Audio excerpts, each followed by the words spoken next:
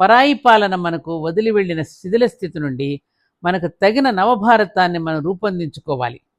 ఓ యువకులారా, అందుకు మీరు కంకణధారులు కండి అంటూ పిలుపునిచ్చారు మాస్టర్ గారు. ఇప్పుడు చూడమ్మా, ఇవాళ విదేశాలకు వెళ్ళి చదువుకుంటూ మన పిల్లలు హోటల్స్లో పనిచేస్తున్నారు.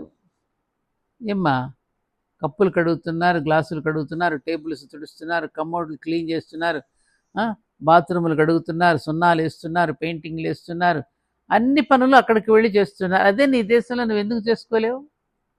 ఎందుకు ఇక్కడ నామోషి ఫీల్ అవుతున్నావు? మరి ఆ దేశానికి వెళ్ళి ఎందుకు నామోషి ఫీల్ అవ్వటం లేదు?